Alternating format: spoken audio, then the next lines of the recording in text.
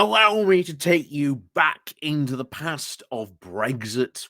Well, past, as you may or may not remember, back in the Brexit past, when Theresa May was stalking the halls of Whitehall, desperately trying to sell her Brexit deal any way she could, by trying to both simultaneously please the Brexiteers and her Remain part of her party at the same time. Ultimately, it was doomed to failure. Now, you may remember, back in old Theresa's deal was an idea of a level playing field provision. Now, what does this mean? Well, essentially, it's pretty much almost as it sounds. What it is essentially saying is that the UK will keep and will at least try to match the same high standards as the EU, that it wasn't going to lower these standards. After all, that was a big promise made during the referendum, but it doesn't seem like the Conservatives are even intent on keeping it, especially with a retained EU law bill, which we'll be getting to in a moment. But this level playing field provision was absolutely outrageous to the Brexiteers. It was one of their key points about the Northern Ireland backstop that they wanted so much to get rid of. After all, it would have kept us in the potentially even in the single market or customs union. Oh no, we can't have that. After all, many of them had only been saying just a couple of years ago how many they would actually like to prefer to stay in that. But of course, apparently they're allowed to change their minds, but not anyone else. Go figure. So, what could happen soon? Well, we might be getting soon, or at least Rishi Sunak could very, very well be likely risking full-scale trade war with the EU. So, before we go diving into this, please do remember to hit that like, share, and subscribe button. And of course, down below there are links to my Patreon page and a rotation link called Buy Me Coffee, where you can, well, buy me coffee. And as always, thank you very much to all those people who do help and support the channel. And of course, there is the YouTube thank you button, and of course, the Pony Club down below as well. You can also use to help support the channel. And of course, don't forget to ring the bell as well, so you get notifications about when we drop a new video or when we go live. So, back to this level playing field provision. So this whole thing was basically, look, if the UK, let's say, were to lower its food standards rating, then in response, the EU would put forward retaliatory tariffs, making it more expensive for that food, which was now being made at a lower standard in the UK, to, well, cause it to be more extensive or even potentially stopping that trade altogether. Like I say, Brexiteers pretty much up in arms on this. How dare we do this? We can't retain all these EU standards. What was the point of Brexit? They would cry. And then, of course, they did a deal with the DUP, got rid of Theresa May. Along came Boris, the saviour of Brexit, trumpeted as he was.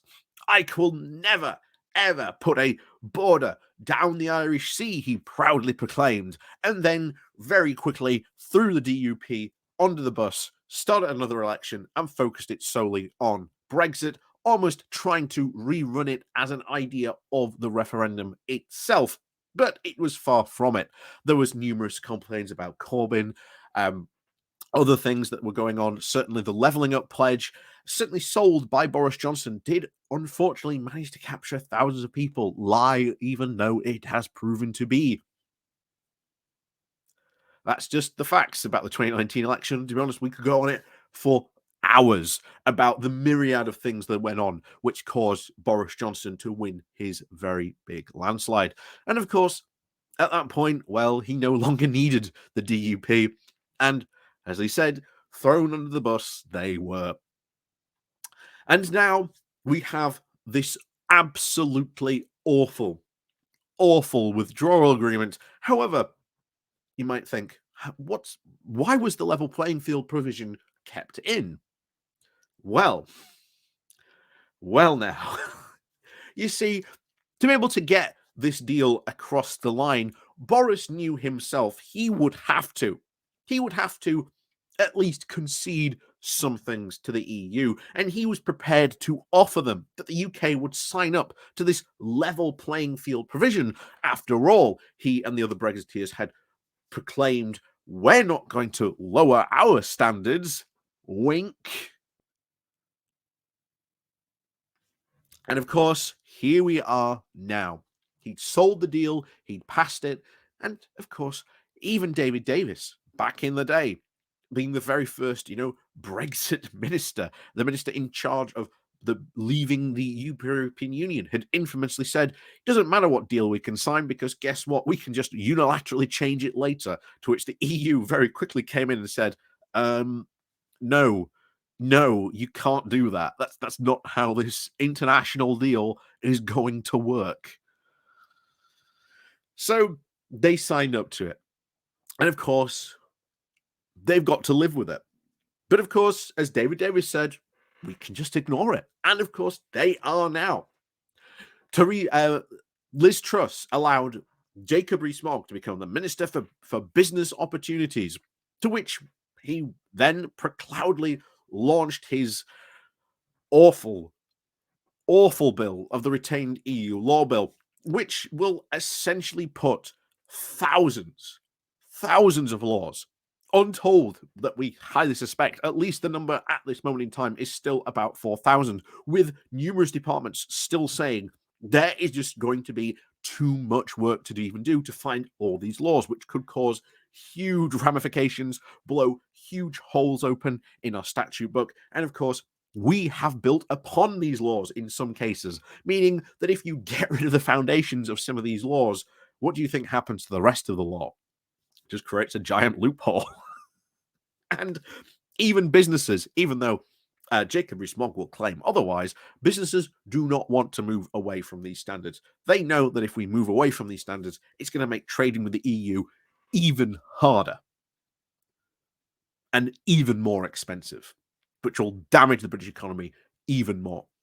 But this retained EU law bill, if it goes through, will take away hundreds of thousands of standards in workers' rights, welfare protections, animal rights, you name it. It will be the infamous bonfire of red tape that the Brexiteers have hoped for many a year.